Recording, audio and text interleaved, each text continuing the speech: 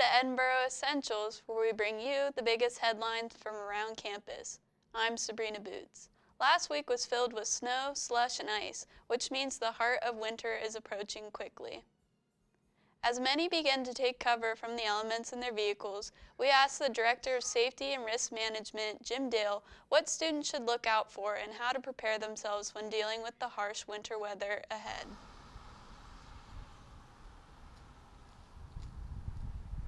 You may be the best driver in the world, but when you're out there on the road in winter conditions, pay attention to what other drivers are doing, because if they're not a safe driver, they're not driving slow and paying attention, they can spin out and take you out with them.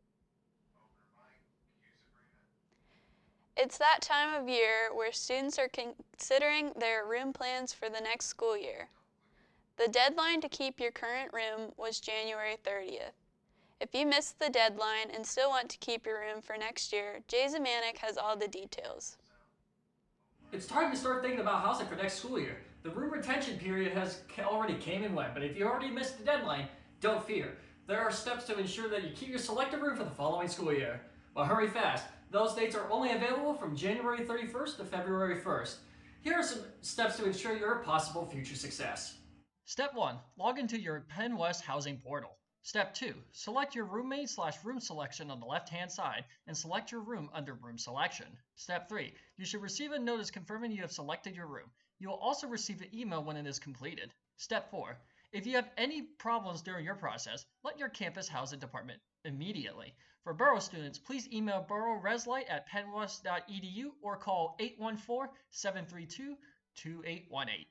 Melanie Laird, director of the Penn West Office of Residence and Housing, states, quote, "If you run into a problem, don't panic. We will fix what we can if it's within our control. If you miss the deadline, we cannot guarantee it will be corrected as the room opens will be put into the pool of spaces for students to select during open selection processes." Students are encouraged to act as fast as possible to ensure they are confirmed to keep the selected room for the following school year. Reporting from Towers, Jay Zamanek, Edinboro Essentials. Edinboro film students are receiving a lot of attention for their documentary film work. The Pumpkin is a documentary by student Anthony Patter, who has a passion for carving pumpkins and gourds. The documentary has been entered in film festivals all over the world and has won multiple awards. We sat down with Patter to talk about this unique experience. It's really a great feeling knowing that the work that I put in for this film and the work that my crew had put into the pumpkin, it's a great feeling. It feels very rewarding that the years I had spent experimenting with a very niche hobby of pumpkins and squashes and gourds. I never would have expected that it would have gone anywhere beyond a quirky little side project. So to see that happening in real life, more specifically in my kitchen where most of the project was filmed, was really interesting to see it all come to fruition. For people to ask me to be involved in this project was one that filled me with great gratitude. I was really humbled by the experience. So for this project to almost centralize on me is really fascinating. The film will be shown locally after it leaves the film festival circuit. We will keep you posted on how you can see it as soon as it's available. And now we're going to send it over to Richie Armagost with this week's sports. Thanks, Sabrina. The men's and women's basketball teams went up against Pitt Johnstown this past Wednesday at McComb Fieldhouse.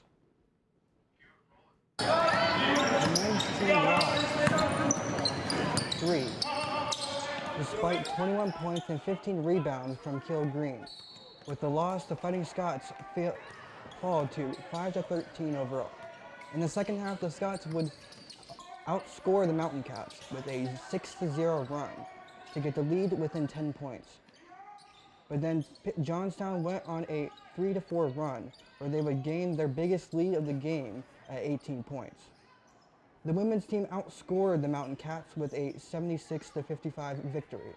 The Mountain Cats would get as close as 11 points after an Azalea's free throw, but the Scots responded with a 15-4 run to get the lead and put the game out of reach for the Mountain Cats. El Husseini was the leading scorer for the Scots with 25 points, 8 assists, and 4 rebounds. Beruli added a season-high 18 points and a team-leading 6 rebounds. The Scots will be back on action on Wednesday when they go up against Mercyhurst at Macomb Fieldhouse. The Fighting Scots returned to the pool this past Friday after a highly competitive race last weekend. The men's and women's swimming team celebrated senior night with 11 victories up against the Golden Eagles. The women's team won 115-90. The 200 medley relay team of Leah Ross, Laura DeCarne, Stephanie Sipple, and Michaela Shue got the Scots off to a winning start. Paige Smith won in the 1,000 free with a time of 10 minutes and 50 seconds. She set a lifetime best of 4 minutes and 37 seconds in the 400 IM. Sipple took first place in the 200 butterfly with one of the strongest events this season, finishing in 2 minutes and 5 seconds. The men's team won 131-66. The 200 medley relay team of Granado Gonzalez Ruz, Jacob Benito, Elijah Innes, and Ted Kinney took second, beaten at the wall by 0.05 seconds. The Fighting Scots men's team took first and second in the 50 throw. Kinney took first at 21 seconds, with Luke Emdens close in a second at 22 seconds. The Scots will return to action on February 15th through the 18th for the PSAC Championships. The women's track and field team had a 6 PSAC auto qualifiers between YSU and Penn State Nationals this past weekend. Kylie Anick had a NCAA provisional time of 9 minutes and 20 seconds in the 3K run. Her time is top mark in the PSAC and 6th best mark in Division II. Kimberly Gorse had a PSAC auto qualifying time of 17 minutes and 41 seconds for a 5K run. While Mackenzie Fletcher has the PSAC's 6th best distance in the long jump at 5.48 meters, and Kenzie Lendon posted her season best with a throw of 12.1 meters. The Scots will be back on action on Friday when they travel to the Ashland Open.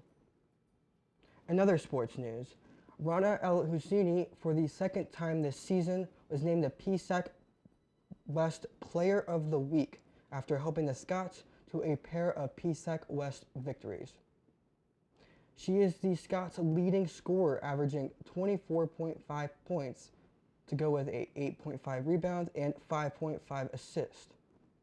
She averages 19.1 points per game, the 3rd best mark in the PSAC. She currently ranks 18th in all of Division II. Congrats to Ella Husseini and keep up the great work. Last week, Stephanie Sipple was named PSAC Swimmer of the Week.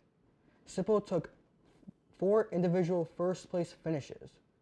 She posted in a time of 2 minutes and 9 seconds to break Gannon Pool record in the 200 butterfly.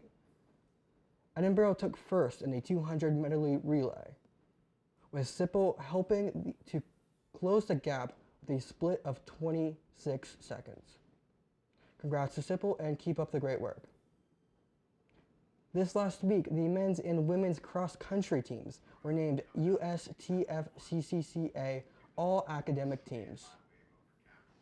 On the men's team, Eric Alou, Nick Amos, Danny Desmond, Ward Reese, Connor Volkgloss, and on the women's team, Kylie Anick, Kimberly Gorse, Olivia Roberts, Kate Zepp, and Alexa Trax were named All-Academic Athletes. Congrats to them on their achievements. That's all for this week. For more details and updates for sports, go to GoFightingScots.com. Now back to Sabrina. And that's all we have for this week in general. Thank you for watching.